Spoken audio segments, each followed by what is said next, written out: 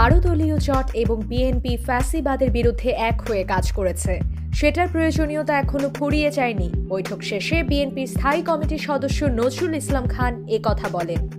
দেশের চলমান রাজনৈতিক পরিস্থিতি নিয়ে 12 দলীয় জোটের সঙ্গে বিএনপি নেতারা গুলশানে বিএনপি চেয়ারপারসনের রাজনৈতিক কার্যালয়ে শনিবার 21 ডিসেম্বর বিকেলে বৈঠক করেন। বাংলাদেশ জামায়াতে ইসলামীর আমির ডাক্তার শফিকুর রহমান বলেছেন, আওয়ামী লীগ দেশটাকে গোরস্থানে পরিণত করেছিল। 15.5 বছর আমরা দফায় দফায় অনেক আন্দোলন সংগ্রাম করেছি, কিন্তু সেই আন্দোলনের পরিসমাপ্তি ঘটাতে পারিনি। আমি গর্বিত আমাদের সন্তানেরা সেই কাজটি করেছে। আমি আমাদের সন্তানদেরকে ভালোবাসা উপহার দিচ্ছি। ফ্যাসিজমের মাধ্যমে বিভিন্ন ভাগে বিভক্ত করে রেখেছে। স্বাধীনতার পক্ষের শক্তি, বিপক্ষের শক্তি, মেজরিটি শক্তি, মাইনরিটি শক্তি, কতভাবে যে এরা ভাগ করেছে এই জাতি। কারণ একটা জাতিকে যখন টুকরা টুকরা করা যায় তখন তাদেরকে গোলাম বানানো সহজ হয়। এরা ধরে নিয়েছিল তারা দেশের মালিক আর আমরা সবাই ভাড়াটিয়া। হ্যাঁ, মালিকরাই দেশে আছে, ভাড়াটিয়ারা পালিয়ে গেছে।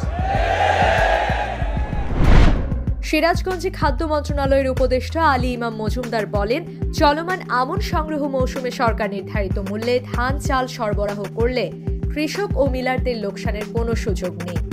শনিবার দুপুরে সিরাজগঞ্জের রাজশাহী বিভাগের সকল জেলা প্রশাসক ও জেলা খাদ্য নিয়ন্ত্রকদের সাথে মতবিনিময় সভা শেষে গণমাধ্যম কর্মীদের প্রশ্নের উত্তরে তিনি এসব বলেন। বঙ্গোপসাগরে অবস্থানরত লঘুচাপটি শুক্রবার রাতে নিম্নচাপে পরিণত হয়েছে।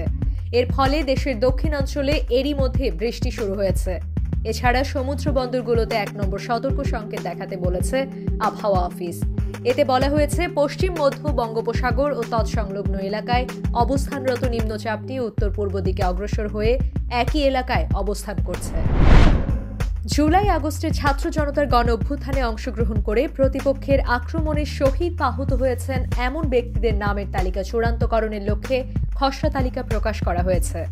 শনিবার গণ অভ্যুত্থান সংক্রান্ত বিশেষ সেল থেকে পাঠানো এক বিজ্ঞপ্তিতে এ তথ্য জানানো হয়েছে। নাটোরের বড়াই গ্রামে আগুনে পুড়ে আলিজা খাতুন নামের 9 মাস বয়সী এক শিশুর মৃত্যু হয়েছে। শুক্রবার 20 ডিসেম্বর দিবাগত রাত 12টার দিকে উপজেলার জোনাইল এলাকার শিমুলতলা এলাকার কায়েস মোল্লার বাড়িতে এই ঘটনা ঘটে। আলিজা খাতুন ওই এলাকার আলতাফ হোসেনের মেয়ে। শেরপুরের নালিতা বাড়ির গাড়ে পাহাড়ের পানি হাতায় বেড়াতে এসে ভোগাই নদীতে নিখোঁজ 2 শিক্ষার্থীর মরদেহ উদ্ধার করেছে ফায়ার সার্ভিসের ডুবুরি দল। উদ্ধারকৃত 2 শিক্ষার্থী হচ্ছে ময়মনসিংহ জেলা সদরের হুমায়ুন কবিরের পুত্র, 7ম শ্রেণীতে পড়ুয়া সাজিদ, একই জেলার হালুয়াঘাট উপজেলার আহমদ আলীর পুত্র কলেজ পড়ুয়া শিক্ষার্থী মিহান। আজ 21 ডিসেম্বর বিকেলে তাদের মরদেহ উদ্ধার করা হয়। আজ শনিবার সকালে নাটোরের কেন্দ্রীয় মহাশ্মশানে তরুণ দাস নামের একজনের হাত পা বাঁধা মরদেহ উদ্ধার করেছে পুলিশ। এ সময় মন্দিরের ভেতরে থাকা দানবাক্স সহ পুরনো কাঁসা পিতলের মালামাল লুটের ঘটনা ঘটে। নাটোর সদর থানা পুলিশের ভারপ্রাপ্ত কর্মকর্তা ওসি মোহাম্মদ মাহবুর রহমান বলেন, হত্যাকাণ্ডের বিষয়টি তদন্তের জন্য রাজশাহী থেকে সিআইডি এবং ক্রাইম সিন ইউনিট এসেছে। পুলিশ আসামিদের চিহ্নিত করে আইনের আওতায় নিয়ে আসার জন্য কাজ করছে। জামালপুরে জামাই মেলায় উৎসবের আমেজ। জামালপুরের মাদারগঞ্জ উপজেলায় এবার তৃতীয়বারের মতো বসেছে জামাই মেলা। 2022 সালের ডিসেম্বর মাসে প্রথমবারের মতো মেলাটি আয়োজিত হয়েছিল। এবার এটিকে কেন্দ্র করে উৎসবের আমেজ ছড়িয়ে পড়েছে আশেপাশের এলাকায়। গত মঙ্গলবার থেকে চরপাকের দেহ ইউনিয়নের পলাশপুর বাজার মাঠে শুরু হওয়া এই মেলা চলবে 24 ডিসেম্বর পর্যন্ত।